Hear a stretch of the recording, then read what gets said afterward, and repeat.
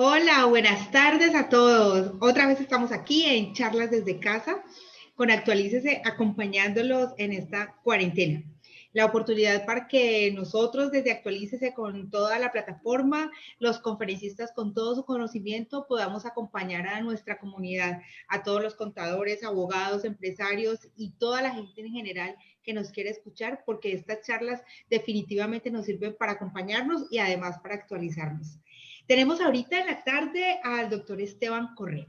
El doctor Esteban Correa es contador público, es especialista en impuestos, magíster en gestión empresarial, doctorado en ciencias ambientales de la Universidad del Valle, es profesor tiempo completo de la Universidad de San Buenaventura, es investigador sobre pasivos ambientales y sus métodos de valoración, es miembro directivo de la Red de Investigación de Contabilidad Ambiental actualmente. Y pues lo tenemos aquí para hablar de sustentabilidad y sostenibilidad en estos tiempos de pandemia. Doctor Esteban Correa, bienvenido. Doctor Hernando Zuluaga, bienvenido a este programa. Muchas gracias, Bueno, Carolina, por Esteban, la invitación. Gracias, doctor Zuluaga. quiero saludarlo muy cordialmente y felicitarlo por ese trabajo que viene realizando, que tiene que ver con todos los aspectos ambientales, sostenibilidad y sustentabilidad, y lo fuerte que se ha vuelto con los grupos de investigación que está integrando para trabajar sobre lo que seguramente después de este coronavirus será un tema de vital importancia.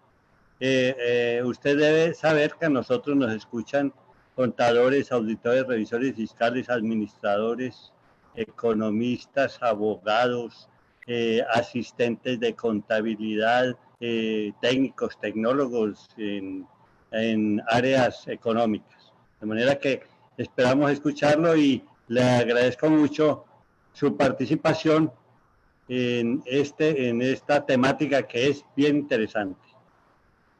Muchas gracias, doctor Zuluaga. Sí, nosotros hemos estado trabajando en algo que se llama la Red de Investigación de Contabilidad Ambiental. La pueden conseguir en el link de contabilidad y sustentabilidad.org. Al final de la charla voy a compartir el link y ahí podemos unirnos a esta red para trabajar formalmente en proyectos de investigación relacionados con los temas de contabilidad y sustentabilidad y sostenibilidad. Algo relacionado obviamente con lo que vamos a ver hoy. ¿Podemos iniciar entonces? Listo, doctor. Sí, estamos entonces pendientes del link para que todos puedan entrar y participar. Y claro, bien tiene la palabra. Arrancamos con el tema. Bueno, buenas tardes a todas las personas que nos están escuchando en estos momentos. Gracias a Carolina y al doctor Zuluaga por la invitación.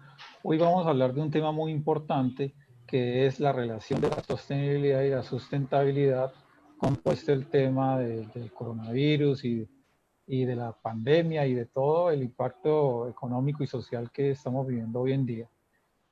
Para esto voy a compartir entonces una presentación que tengo aquí en PowerPoint. Me gustaría confirmar si la están viendo para comenzar a hacer la presentación. Bueno, la charla de hoy se llama La sostenibilidad y la sustentabilidad en el contexto del COVID-19.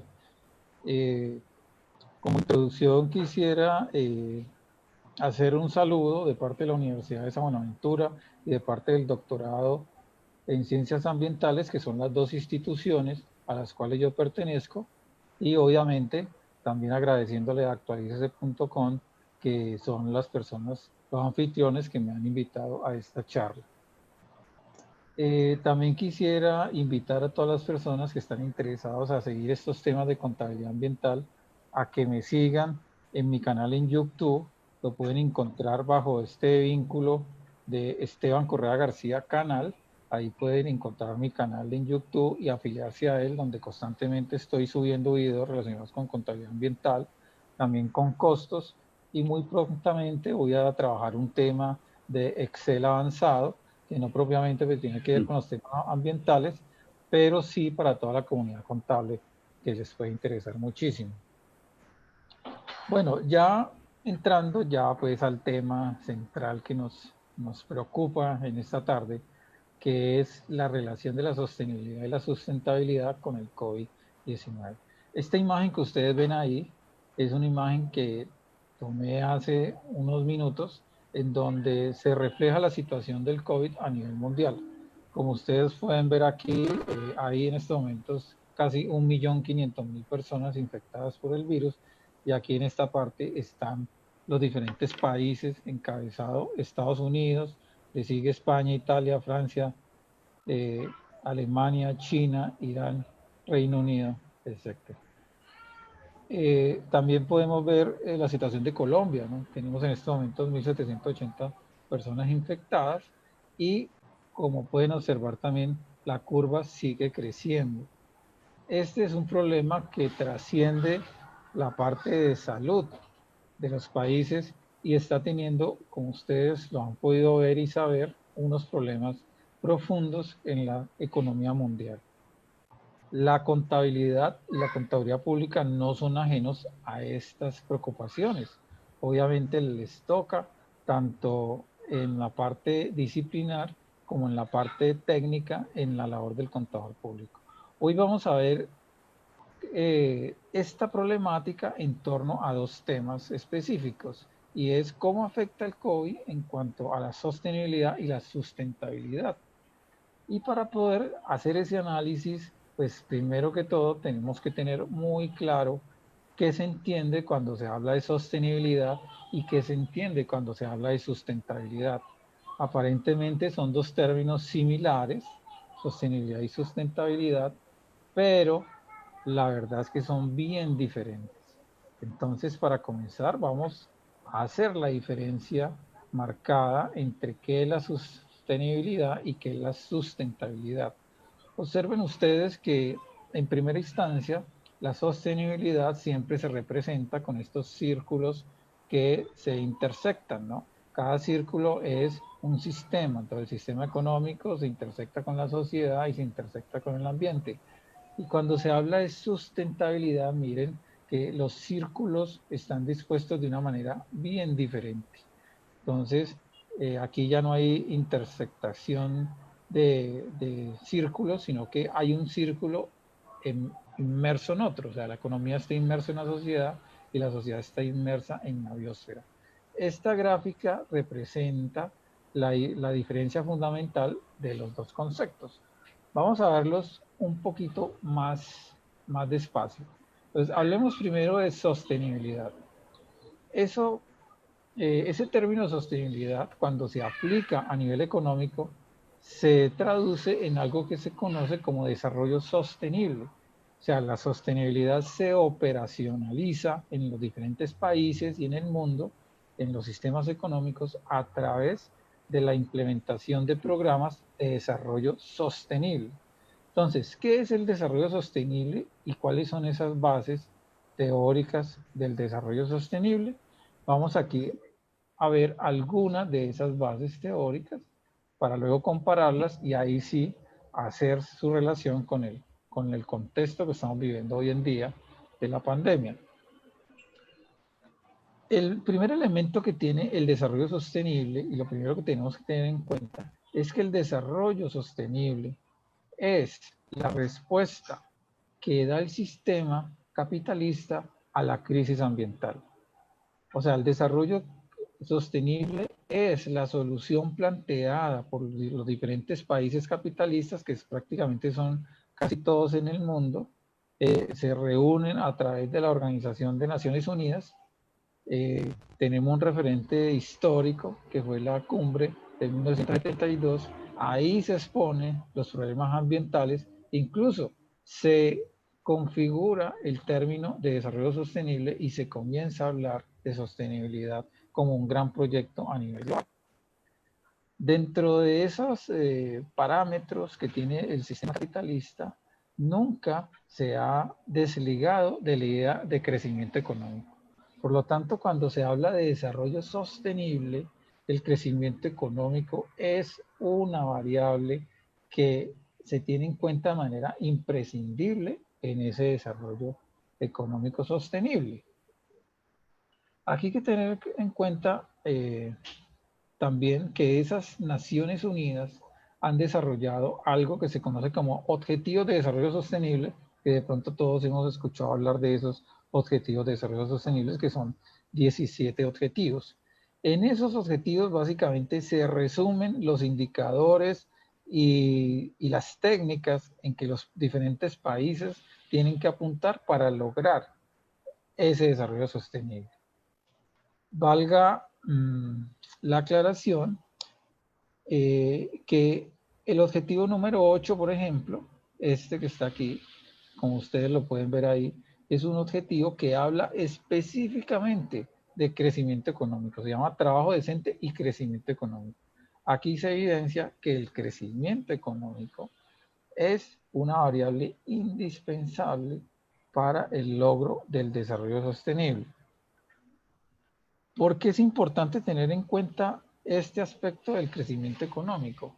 Porque el crecimiento económico, si bien es una característica fundamental del desarrollo sostenible, es también la característica que más la hace diferencial del desarrollo sustentable o de la sustentabilidad. Prácticamente la sustentabilidad, que es el otro concepto que vamos a ver ahorita, más adelantico, es contrario al crecimiento económico. Por lo tanto, esta primera característica es fundamental y la diferencia del otro concepto de la sustentabilidad. Ahora, acumulación de capital, porque estamos hablando de una solución que emerge del capitalismo. La acumulación del capital es algo natural dentro del sistema y algo que todas las empresas le apuntan y prácticamente es una meta con la cual se mide el éxito de las diferentes empresas e incluso el éxito personal de las personas en las sociedades capitalistas. Una persona en una sociedad capitalista como la nuestra, por ejemplo, se puede decir que tiene éxito con relación a si acumula más capital. Pero bueno, esto también tiene unas críticas y tiene unas análisis que tenemos que tener en cuenta aquí cuando hablamos de sostenibilidad y sustentabilidad. Esta gráfica ya la había presentado en la anterior exposición que hice con relación al decrecimiento, porque es una gráfica que me muestra, primero que todo, esta curva azul, el crecimiento poblacional, estas barras mostazas me muestra el aumento del consumo de materias primas y estas cifras que están aquí lo que me muestra es el aumento en los diferentes periodos de la desigualdad social. Entonces, aquí podemos ver que en la medida que el capitalismo crece y se expande y consume más materias primas, pues también hay una desigualdad social que se ha acrecentado. Hace 50 años teníamos una desigualdad de 1 a 7, hoy en día tenemos una desigualdad de 1 a 95 y se espera que para el 2050 la desigualdad crezca a 1 a 123. ¿Qué significa relación? Que la distancia que hay entre los más pobres a los más ricos en estos momentos es de 1 a 95, o sea que los más ricos en estos momentos tienen 95 veces más que los que tienen los más pobres. Entonces, vale pues decir que cuando se piensa entonces en desarrollo sostenible, el problema de la desigualdad social parece ser que no se acaba, sino que parece ser que se acrecienta. Eso obviamente bajo una óptica crítica, puesto que si se mira con una óptica netamente financiera y acorde con los ideales capitalistas, pues obviamente se va a tener el argumento de que la desigualdad social se va a mitigar y se va a quitar. Pero porque pues consiste esta charla es más bien hacer un análisis profundos y análisis críticos, más que tragar entero toda la teoría. Entonces por eso es que estamos colocando en cuestión algunos postulados del desarrollo sostenible. El desarrollo sostenible también tiene otra característica fundamental, que es la confianza plena en la tecnología. O sea, quiere decir que la tecnología puede superar cualquier tipo de problema, ya sea humano, biológico, o como por ejemplo en estos momentos que tenemos un gran desafío para encontrar una vacuna contra el COVID-19. Entonces, el sistema de desarrollo sostenible confía plenamente de que la solución es encontrar una vacuna que pueda ayudar a superar el virus. Y parece ser que esa es una solución muy sensata y que a la luz de esta lógica parece ser que no hay más soluciones, ¿no? Si hay un virus, la solución es hallar una vacuna. Pero nunca se piensa en otras alternativas y esas otras alternativas a la luz del desarrollo sostenible podrían de pronto sonar incluso atrevidas o temerarias, como por ejemplo se podría decir, si el virus vino de los animales, se podría decir, bueno, lo que pasa es que de pronto no será que estamos consumiendo de manera exagerada a los animales y que esa devastación y esa depredación con los animales fue la que en últimas conllevó a que el virus se pasara de los animales a las personas. Entonces una posible solución podría ser frenar o disminuir el consumo de ciertos animales. Pero como les digo, a la luz de la teoría del desarrollo sostenible, estos planteamientos suenan de pronto algo absurdos, pero a la luz de otras teorías, como la de la sustentabilidad, ya no son tan absurdos. Bueno, otra característica importante es que el desarrollo sostenible es determinada por instituciones transnacionales. El desarrollo sostenible, como lo dije al comienzo, es la propuesta del capitalismo y propiamente de la Organización de Naciones Unidas, que se unieron, se congregaron y juntos pudieron diseñar todo un plan de desarrollo humano o desarrollo económico que lo llamamos desarrollo sostenible. Esto que estoy diciendo es desde el punto de vista utópico y romántico, cuando hablo que la ONU es un organismo democrático y que todos se unieron para tomar la decisión y todos se unieron para construir lo que nosotros hoy conocemos como desarrollo sostenible. Para cuestionar esto, miremos la constitución que hoy en día tiene las Naciones Unidas. O sea, las Naciones Unidas, ¿cómo toma las decisiones en estos momentos? La toma a través de un organismo dentro de las Naciones Unidas que se llama el Consejo de Seguridad de las Naciones Unidas. Allí hay, ese consejo lo configuran 15 miembros de las Naciones Unidas. Recordemos que las Naciones Unidas son más de 190 países, son como 193 países, pero el Consejo de Seguridad, o sea, los que toman las decisiones, solamente son 15 países. Y de esos 15 países, solamente 5 de los 15 tienen algo que se llama derecho al veto.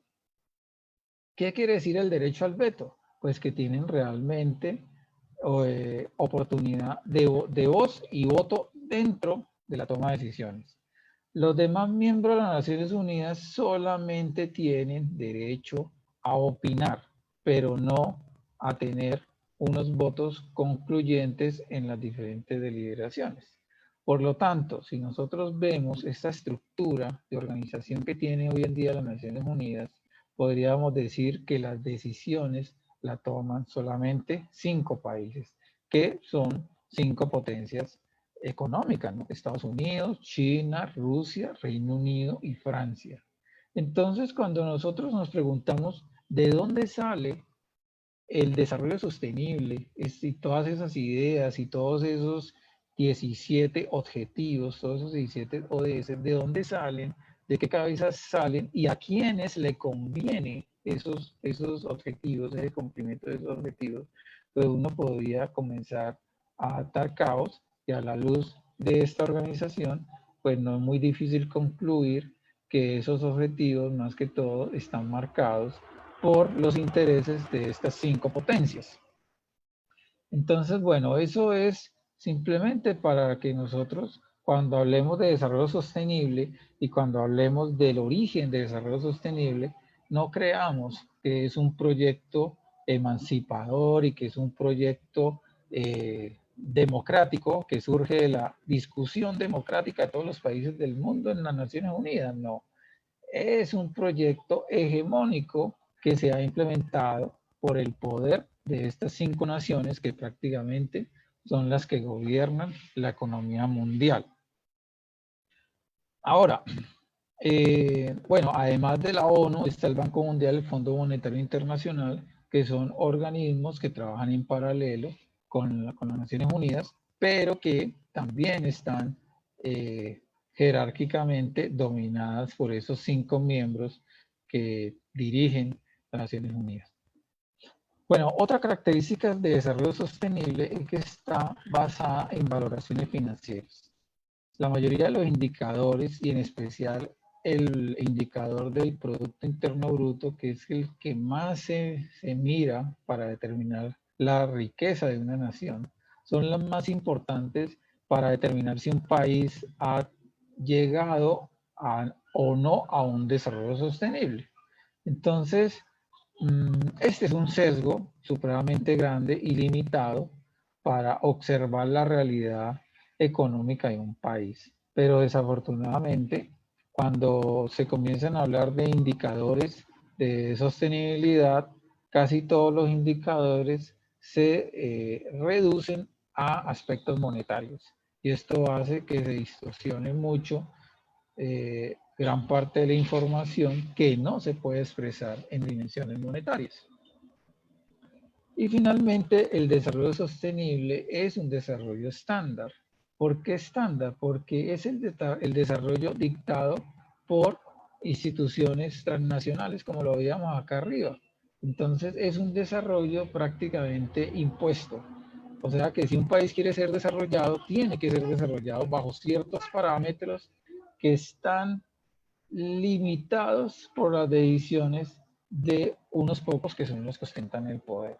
Entonces, como ustedes pueden observar, el desarrollo sostenible tiene todos estos cuestionamientos y estas limitantes que podríamos nosotros comenzar a cuestionar ese desarrollo sostenible y ya no verlo de esa manera tan pristina y tan romántica como siempre lo vemos, ¿no?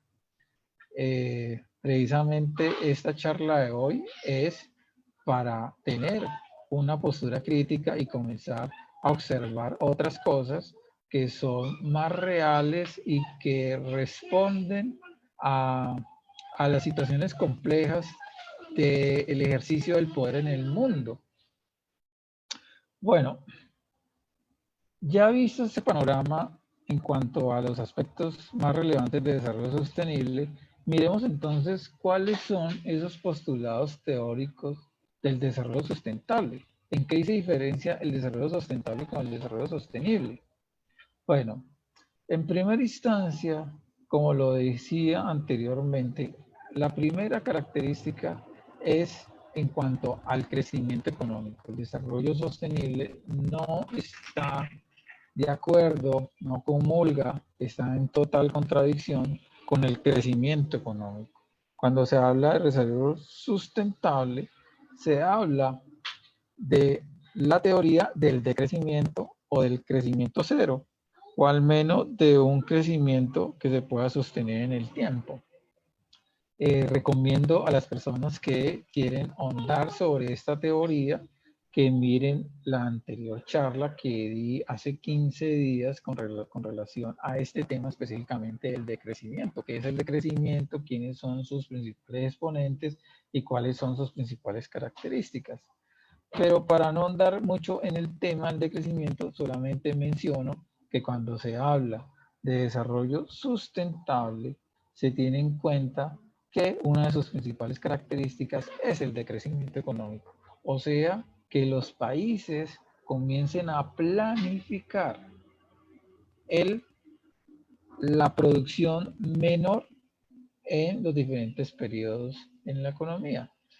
Eso no quiere decir que simplemente si un país entra en una recesión económica está teniendo decrecimiento económico, no, porque el decrecimiento económico tiene que ser una planificación central del Estado. No puede ser que se haga decrecimiento económico simplemente porque la producción se disminuyó en un país como está sucediendo hoy en día. Hoy en día los países están teniendo unas menores producciones, pero eso no es sinónimo de crecimiento, porque esas menores producciones no han sido planificadas, sino que obedecen a un plan de contingencia. Bueno, mientras que el desarrollo sustentable está dictado por instituciones transnacionales, el desarrollo sostenible, el desarrollo sustentable nos dice que esos esfuerzos tienen que ser esfuerzos locales, o sea que son los países, las regiones, las diferentes comunidades las que proponen y generan esfuerzos para encontrar las soluciones para generar su propio desarrollo.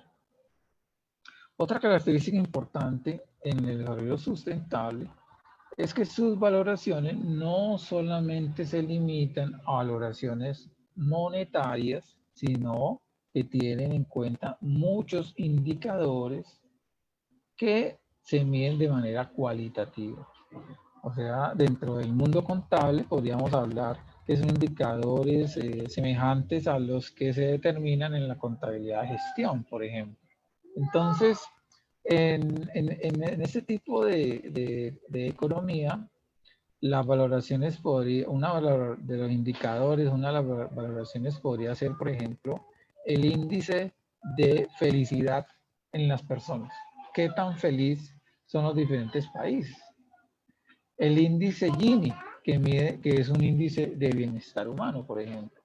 Es un indicador muy importante dentro de una economía que le está apuntando a la sustentabilidad.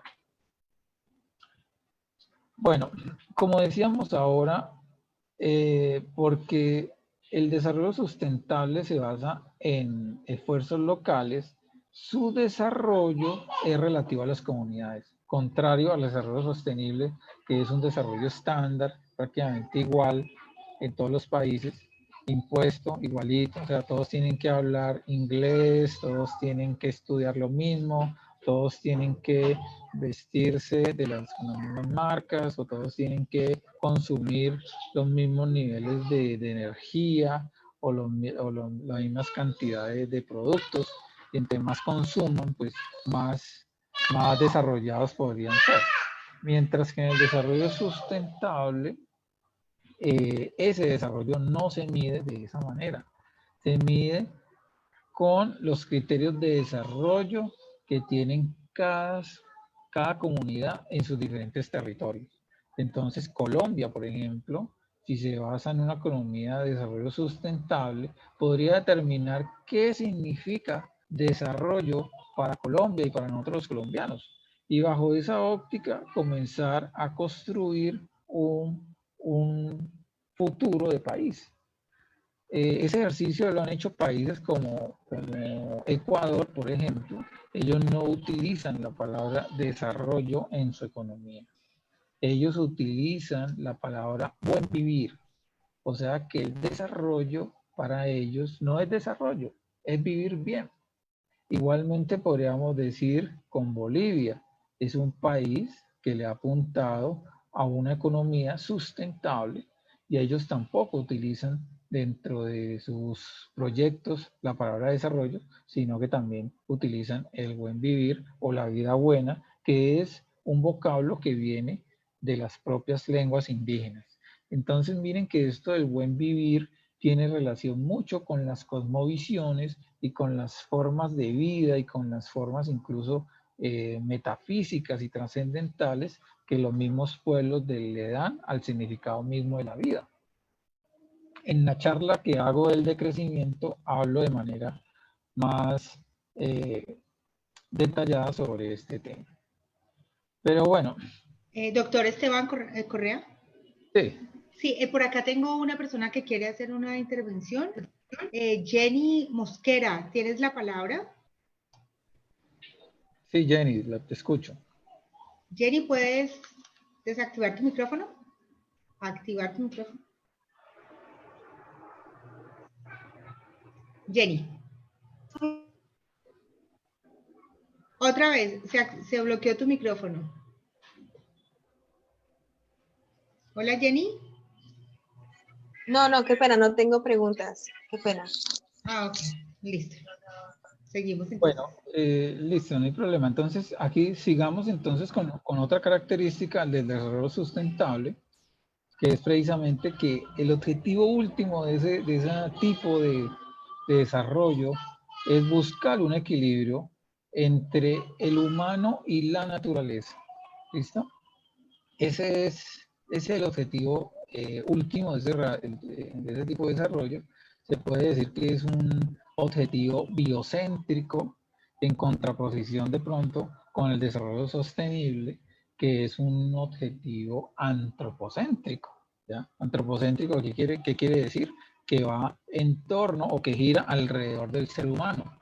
Mientras que el desarrollo sustentable no gira en torno al ser humano y no mira al humano como el centro del universo, sino que el humano hace parte de un equilibrio, hace parte de manera equitativa y de manera que no supera a la naturaleza, sino que los dos, tanto la naturaleza y como los seres humanos, como parte de esa naturaleza, tienen que coexistir. Desde el punto de vista, digámoslo así, filosófico, esa es una de las razones fundamentales del desarrollo sustentable. Bueno, aquí entonces entremos ya al tema directamente del COVID. ¿Cuáles han sido los efectos de esta pandemia y de esta crisis que podríamos decir que estamos viviendo hoy en día? En la naturaleza ha tenido ciertos efectos.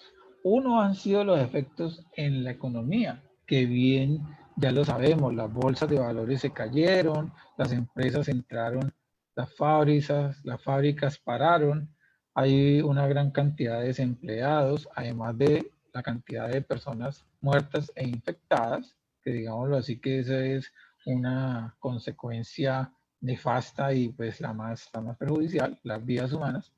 Pero además de estas muertes, ha tenido el COVID unos efectos en la economía que han sido todos estos efectos en la bolsa, en el trabajo, en el empleo, en los ingresos de las personas, y ya está teniendo efectos también de tipo social, ¿no?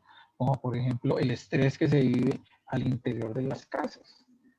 Porque trabajar desde la casa, aunque podría sonar, digamos, muy bien, porque uno dice, no, las personas están más cerca de la familia, si pueden compartir más tiempo de la familia, en muchos casos ha generado antes ese estrés.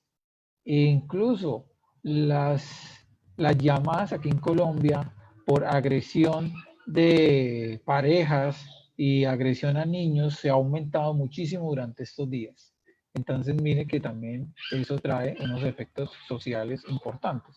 Pero los efectos en los ecosistemas, ¿cuáles han sido de manera inmediata? Aquí les voy a presentar algunos que uno se puede comenzar a sorprender. Este mapa que están viendo ahí es el mapa de China, y aquí miren que este mapa es tomado en enero de este año, el que está aquí en la parte izquierda.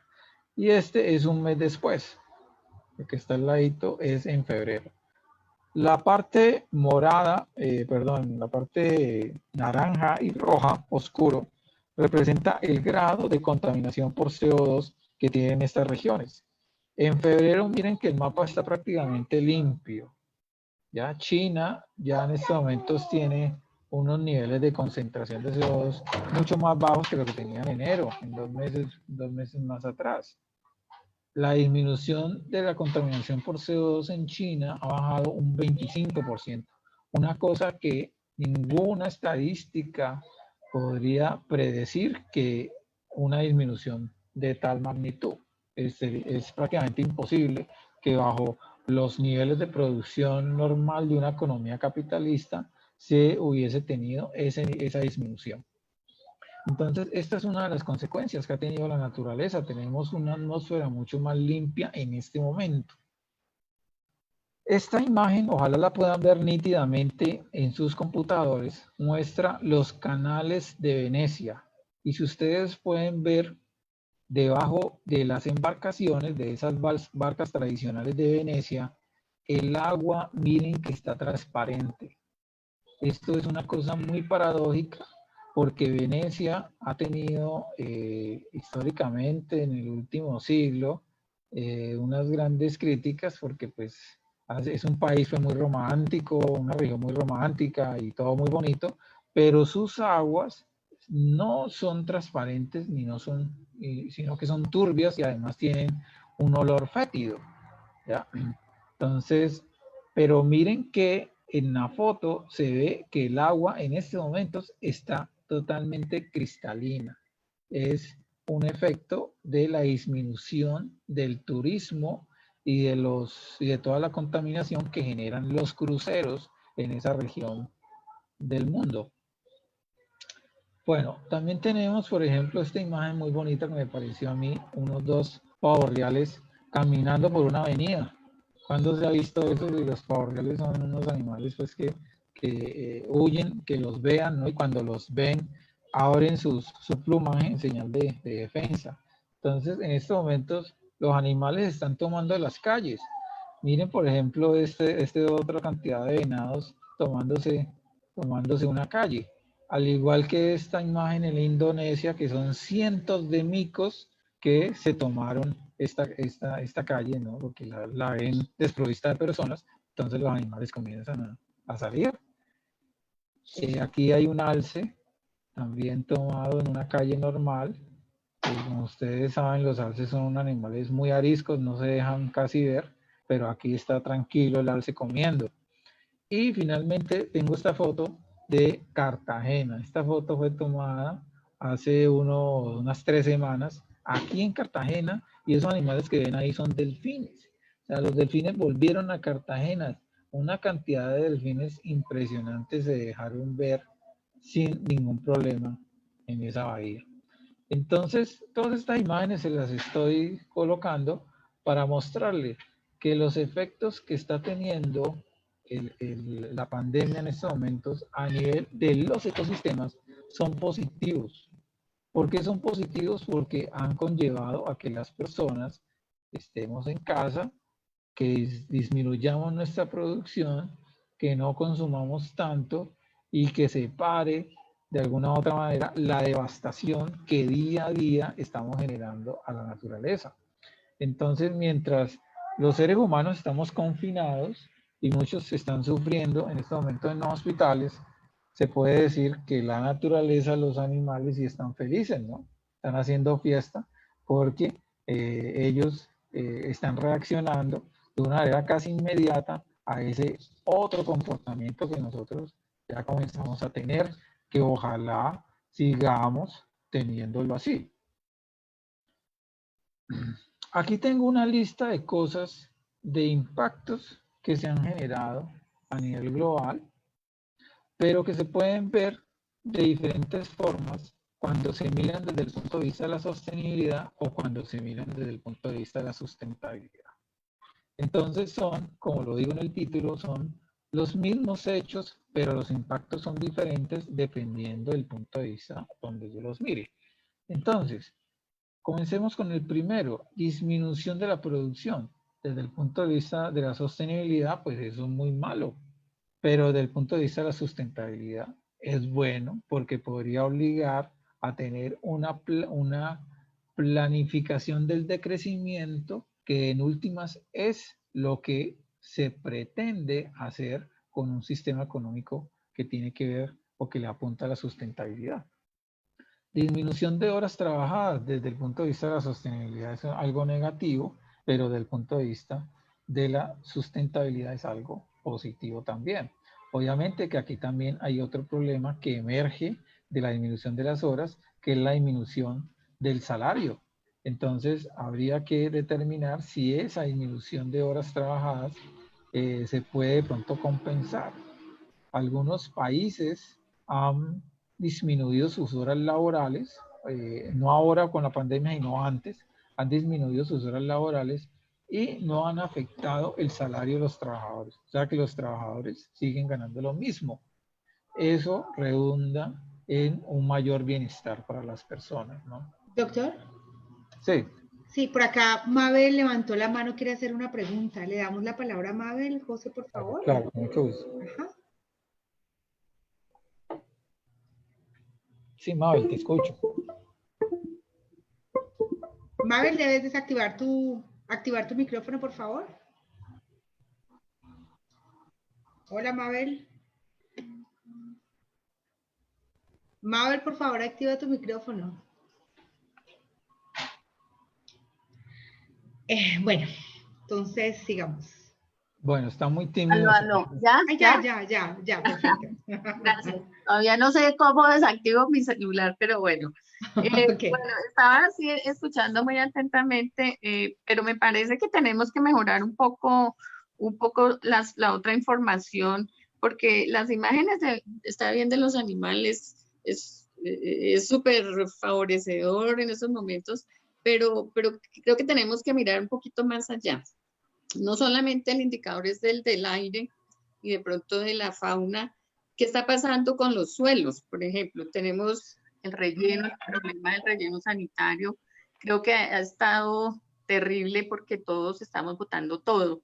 No hay rutas de reciclaje, no hay, por ejemplo, recolección de residuos orgánicos.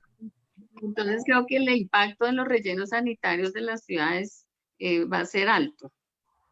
En cuanto al agua, creo que también los hospitales y todos los aseos que estamos haciendo, estamos descargando mucha cantidad de cloro, por ejemplo, de desinfectantes en las aguas, que a la larga también va a ser un problema que tocaría mirarlo un poco más detenidamente. De pronto mirar esos otros recursos que, si bien en las ciudades parece ser que no está pasando nada, pero yo creo que el tema de deforestación sigue, más ahora que no hay quien vigile. Creo que el tema de narcotráfico sigue y tampoco hay quien vigile. El tema de la minería, eso sigue, y todas las consecuencias de devastación de los recursos, ¿no? Entonces creo que el tema ambiental, muy por debajo en la mesa, está siendo muy impactado y no lo estamos cuantificando. El tema de residuos hospitalarios, por ejemplo, son toneladas lo que está saliendo. ¿Quién está cuantificando eso? ¿Dónde están disponiendo eso? Sería interesante mirar unas cifras y colocarlas en una presentación tan interesante como esta. Muchas gracias. Gracias, Mabel, por su apreciación. Sí, usted tiene razón. Estos problemas que usted está planteando, como por ejemplo el tratamiento de los residuos sólidos o en aguas, son temas que son estructurales y que vienen obviamente de muchos años atrás y que no se evidencian mejoras hoy en día con las medidas de emergencia que están tomando los países, porque son tan estructurales que no hay ninguna mejora, incluso pueden tender a acrecentarse, ¿no? Entonces, por eso es que no los presenté, porque solamente limité mi presentación a los efectos inmediatos, visibles, que ha tenido el paro o la disminución de la producción en estos momentos, ¿ya? Pero obviamente todos los problemas ambientales que tenemos son de fondo, estructurales, y que tienen que ver cómo la economía se ha implementado en los diferentes países y que son, que están ligados intrínsecamente en las formas en que nosotros consumimos y en las formas incluso como nosotros nos reproducimos, tanto material como psicológicamente, a través de las diferentes generaciones. Entonces, muchas gracias pues por esa apreciación que estás haciendo. Ahora, sigamos entonces hablando de algunos efectos, de algunos hechos económicos que, dependiendo de la visión que nosotros tengamos de ellos, podríamos de pronto verlos de una manera positiva o una manera negativa. Entonces, la disminución del turismo, desde el punto de vista de la sostenibilidad, pues es algo pues obviamente malo, porque disminuye una gran cantidad de fuerza productiva, de servicios que se prestan, de empleos, pero desde el punto de vista de la sustentabilidad, pues ha generado que no se contaminen ríos, que no se contamine una cantidad pues importante de toneladas de dióxido de carbono que no se están en estos momentos emitiendo en la atmósfera. Entonces podríamos decir que ese hecho es positivo para la sustentabilidad. Mayor inversión social, eso desde el punto de vista, por ejemplo, del neoliberalismo, que es el sistema económico que le apuntan más los países hoy en día que están, digámoslo así, en sintonía con el Fondo Monetario Internacional, el Banco Mundial. La inversión social pues, es totalmente contraria a ese modelo económico neoliberal, porque tiene que ver con el aumento del Estado, ¿no? Mientras que el neoliberalismo lo que pretende es una disminución radical del Estado, e incluso en estos momentos del coronavirus se está viendo eso grandemente cuestionado, ¿no? Porque las empresas privadas no han sido suficientemente eficientes ni eficaces para contrarrestar todos estos problemas de salud pública. Entonces se podría uno comenzar a cuestionar si es o no indispensable el sistema de salud público en los diferentes países. Y si la respuesta es positiva, si es indispensable el sistema de salud público en los diferentes países, pues eso quiere decir que la salud pública es una responsabilidad del Estado y por lo tanto no se puede desmontar, ¿ya? No se puede privatizar, tiene que seguir siendo responsabilidad del Estado.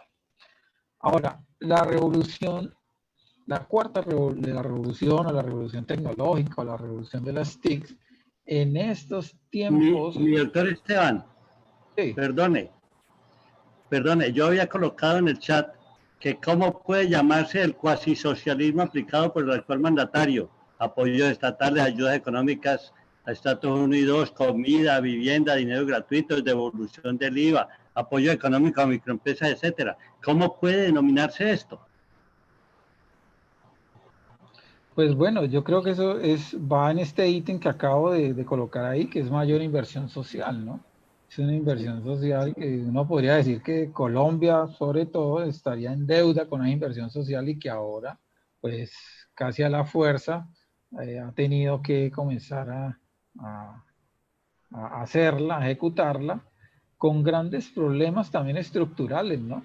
Porque vemos que esta inversión social no está llegando a las personas porque la corrupción, porque es sistemática y estructural, entonces hace que esos dineros se pierdan en el recorrido, como vemos, por ejemplo, en ese contrato que hizo, no me acuerdo, creo que fue el Meta, ¿no? La gobernación del Meta, en donde estaba cobrando un atún a 19.000 pesos. Mientras que En Arauca. en Arauca. Entonces vemos que se robaron ahí como 500 millones de pesos en esa transacción, que obviamente fue una inversión social que se hizo para las personas damnificadas por este coronavirus. Entonces, lo que podemos observar ahí es que ya desde el punto de vista político, la inversión social no se puede desmontar. Los países, los gobiernos tienen una responsabilidad con las personas y eso no se puede delegar a las fuerzas del mercado. La oferta y la demanda no pueden mandar en problemas de tipo de salud pública, por ejemplo. No pueden mandar. O sea, no todo es un negocio. La salud no puede ser un negocio o podría ser un negocio cuando se trata de cosas cosméticas, como por ejemplo las cirugías estéticas. Pero cuando se habla de situaciones de vida o muerte, eso no se puede dejar a particulares ni a la oferta de la demanda.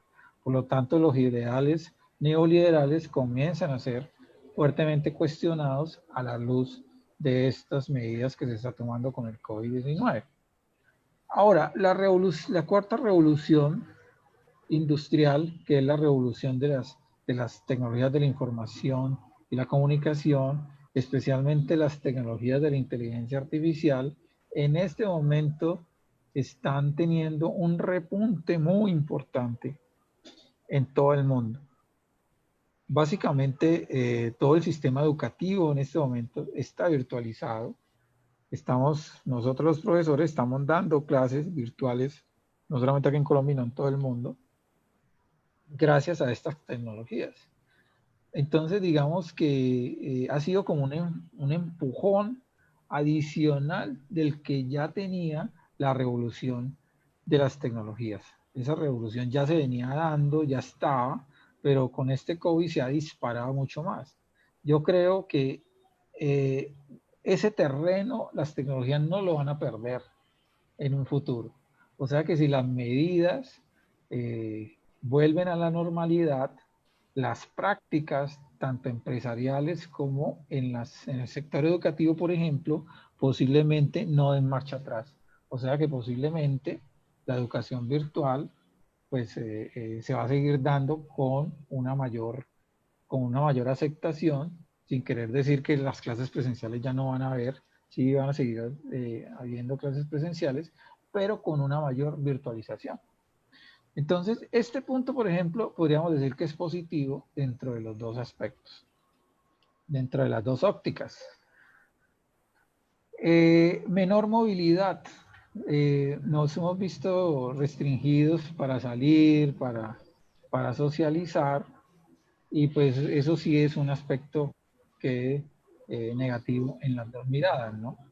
Esa menor movilidad, ese confinamiento, solamente se da cuando hay dictaduras militares y obviamente en unos ejercicios de este tipo de prevención de pandemias también se da.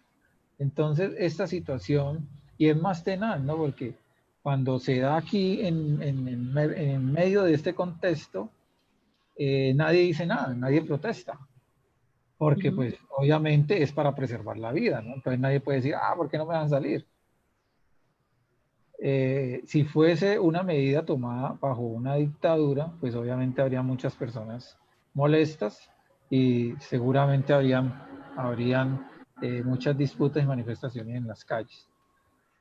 Mayor represión y mayor control estatal. Estas medidas, desafortunadamente, se ha aprovechado la coyuntura en algunos países, pues no podría decir Colombia porque pues tendría que documentarme mejor para poder aseverar ese argumento, pero sí algunos países han aprovechado la situación para tomar medidas que de pronto le convienen a ciertos sectores en particular o le podría convenir a cierto gobierno en particular y poderlo perpetuar en el futuro.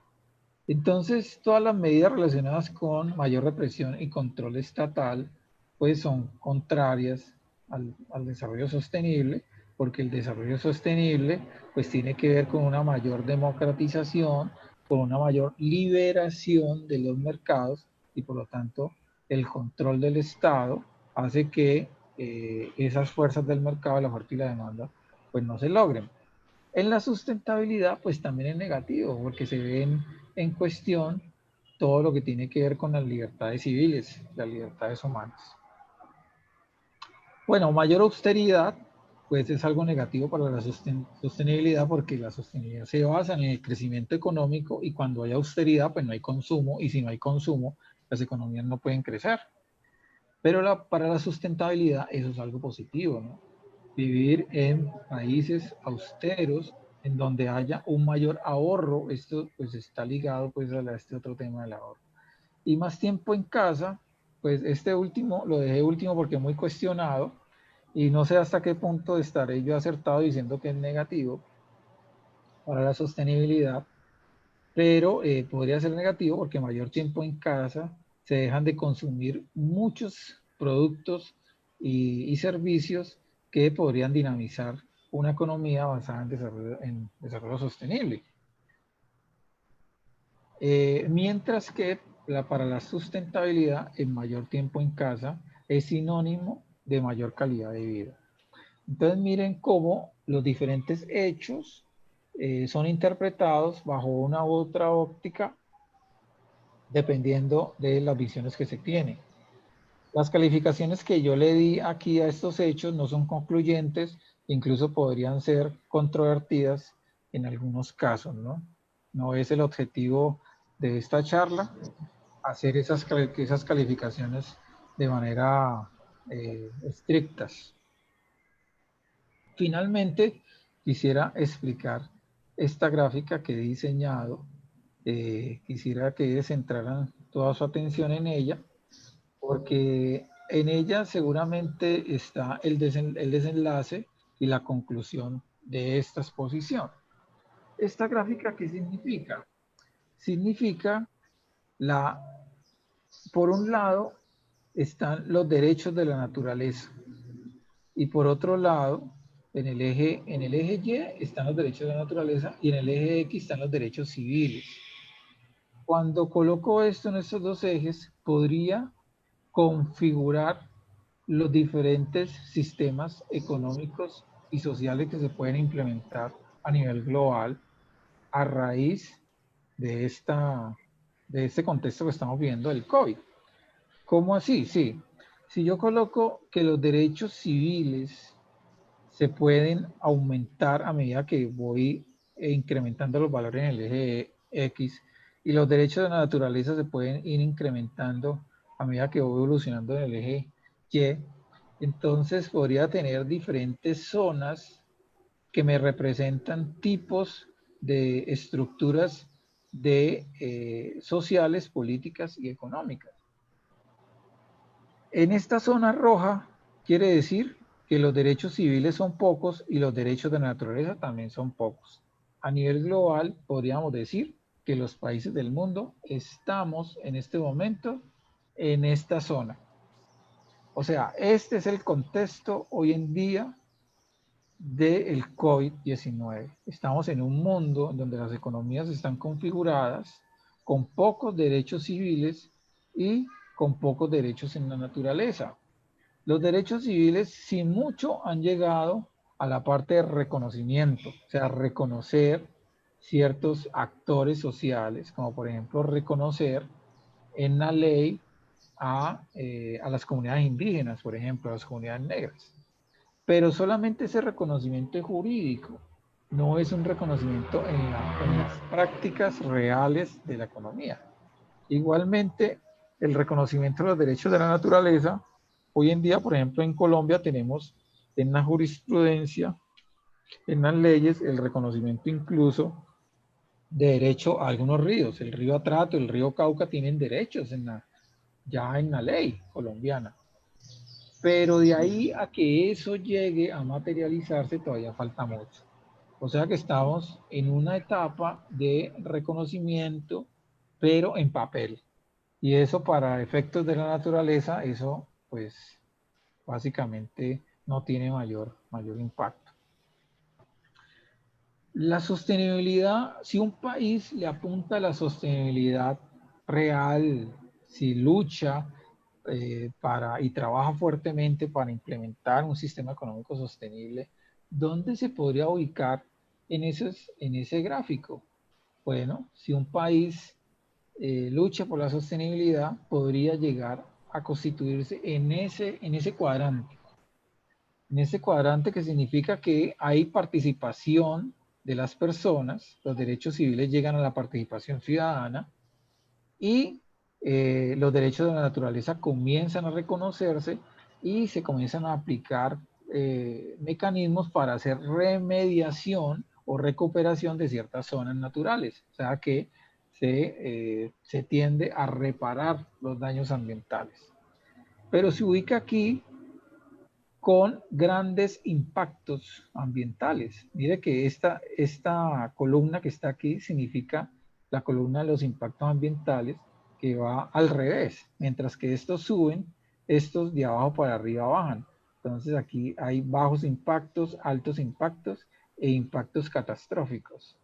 Cuando se habla de la sostenibilidad, podría llegar a tener niveles aceptables de participación civil y de remediación, pero los impactos siguen siendo altos.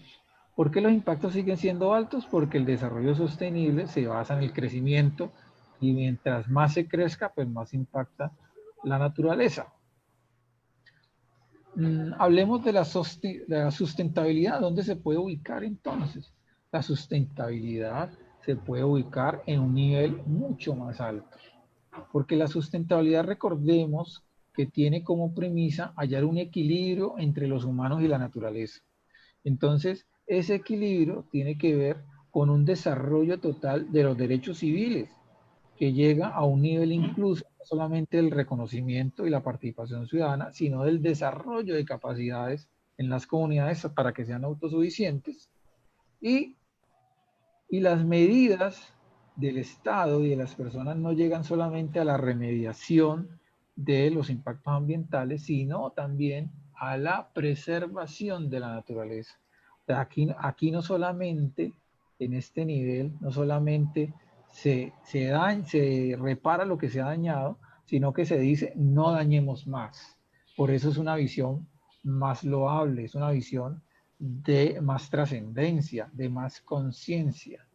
Mientras que esta visión de la sostenibilidad se puede decir que llega desde el punto de vista del bienestar humano a un desarrollo, a un nivel de desarrollo, cuando se mira acá en esta columna, ese desarrollo humano llega realmente a algo que podríamos llamar evolución. ¿Ya la podemos activar? Una evolución de la conciencia, una evolución no solamente de los derechos de las personas en las sociedades, sino también una evolución en el sentido de que reconocemos los elementos de la naturaleza como parte vital de nuestra convivencia y coexistencia. Y los impactos ambientales bajo esa concepción son bajos. Entonces, en este escenario, nosotros podríamos comenzar a pensar a qué le vamos a apuntar. Es una oportunidad para cambiar y para tomar un rumbo diferente el que estamos viviendo hoy en día. ¿A qué le vamos a apostar? Le vamos a apostar a un sistema económico de altos consumos y de altos impactos que se conoce como la sostenibilidad, que es el sistema, la respuesta que da el capitalismo, ¿cierto? O le vamos de pronto a apuntar a unos sistemas económicos que realmente sean sustentables. Si nosotros pensamos en esto, obviamente tendríamos que replantearnos otros tipos de sistemas económicos diferentes al que tenemos hoy en día, pero de pronto esta crisis que estamos viviendo nos va a ayudar a pensar en eso y vamos a comenzar a contemplar otras posibilidades. Bueno, básicamente este es el punto final de esta charla.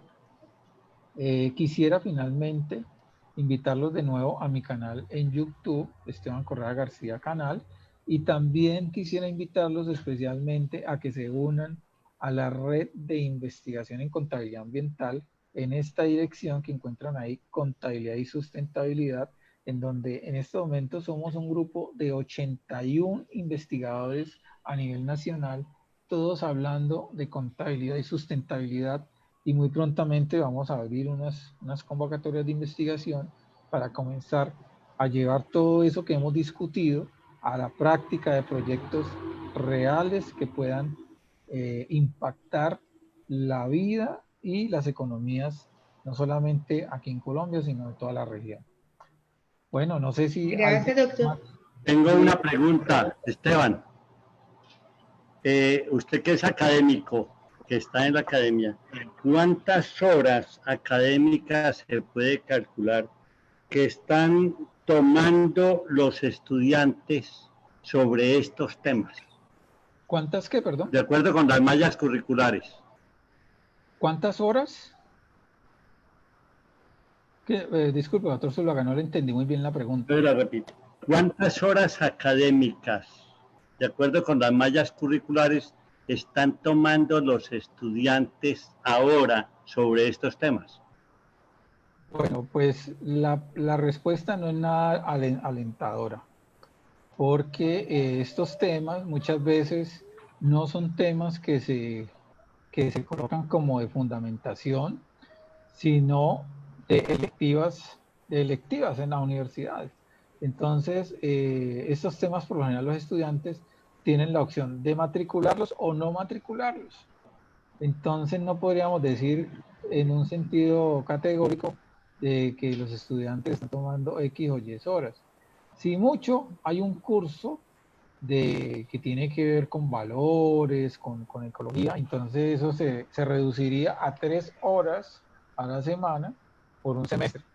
Eso sería todo. Pero aquí valga pues decir e invitar también a todas las universidades del país a que comencemos a tomarnos en serio el tema de lo ambiental y comencemos a implementar en nuestros programas académicos cursos especialmente que hablen de estos temas y también elementos transversales en todo el currículo que tengan que ver con la sustentabilidad. O sea, para el caso de la carrera de Contaduría Pública, por ejemplo, la sustentabilidad debería de ser un elemento transversal en todas las asignaturas.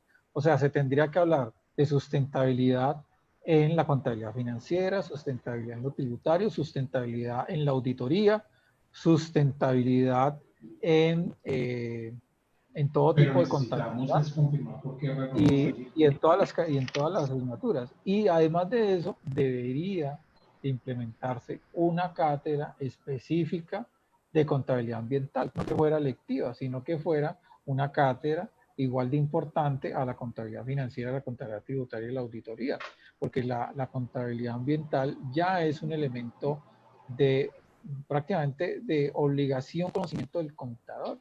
Solamente hay que ver la cantidad de personas que están en estos momentos interesadísimas sobre el tema de contabilidad ambiental y no tienen dónde adquirir ese conocimiento porque las universidades en estos momentos ni están ofreciendo eso en sus programas de pregrado ni los están ofreciendo en sus programas de posgrado. Entonces, valga decirle a las universidades, invitar a todas las universidades a que, ojo, esta es una muy buena oportunidad para que comencemos a pensar en programas de posgrado en temas ambientales y en contabilidad ambiental específicamente. Esteban, le complemento la pregunta.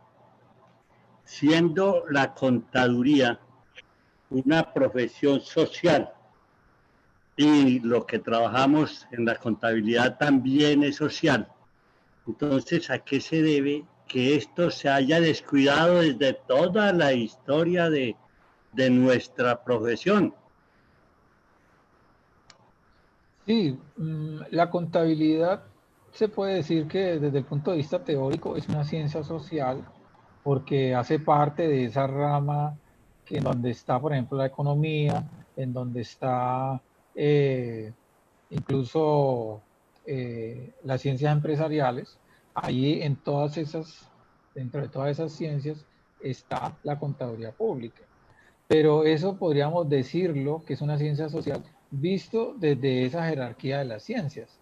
Pero en la práctica real, la contaduría ha sido vista y utilizada como una herramienta de los diferentes sistemas económicos y no propiamente como una ciencia que le sirve a las personas, sino que están al servicio de un sistema económico desprovisto de espíritu humano.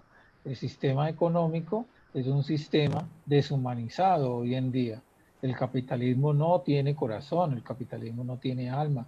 Por eso algunas personas hablan de humanizar la economía, ¿no? Crear unos sistemas económicos basados en unos principios éticos mucho más relevantes que los que tiene ahora, que el principio ético que tiene el sistema económico es el principio del beneficio personal o de la maximización de los dividendos de una empresa.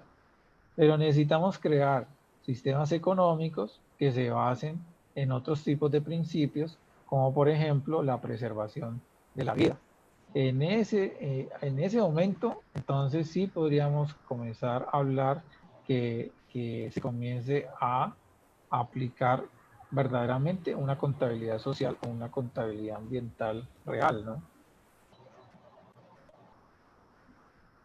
No sé si le quedó respondida la pregunta, doctor Zuluaga. Sí, gracias.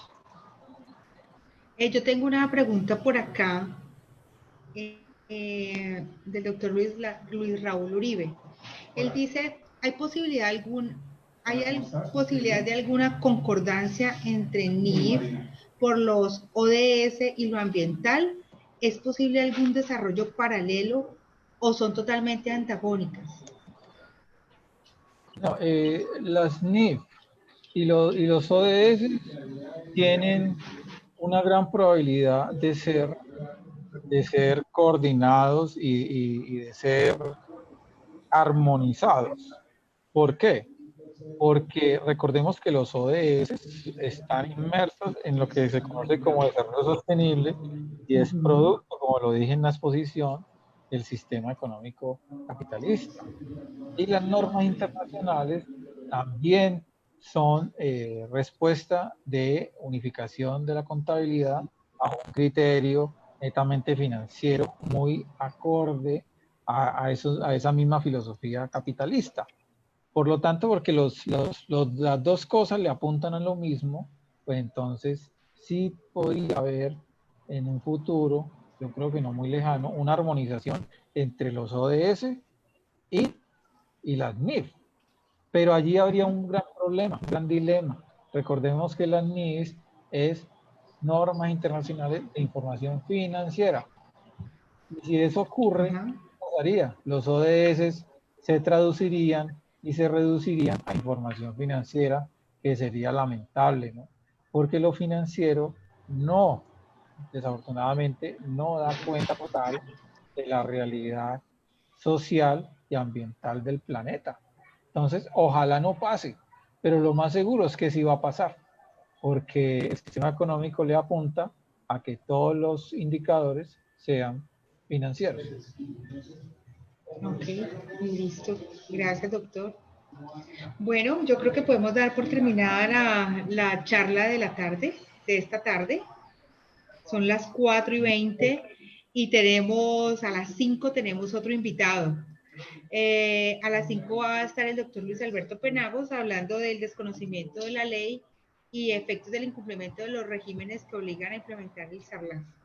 Entonces, doctor Esteban Correa, muchísimas gracias por estar charlando con nosotros desde casa. Bueno, no, muchas gracias a ustedes y ojalá sigamos en Esteban, cuarentena, cuidándonos esto es y no más que haya charlar. Esto es crear un interés social, es buscar engrandecer a la profesión. Me parece que ese es el ejercicio que nos corresponde hacer. Muchas gracias. Gracias, doctor Zuluaga, y gracias a actualice.com. Estamos hablando más adelante. Un Listo. abrazo a todos. Gracias, Cuídense. doctor. Les recordamos que estas charlas quedan grabadas en YouTube y quedan grabadas también en nuestra página de Facebook. Entonces, nos vemos dentro de un rato en nuestra última charla de la tarde. Feliz miércoles santo. Chao, chao.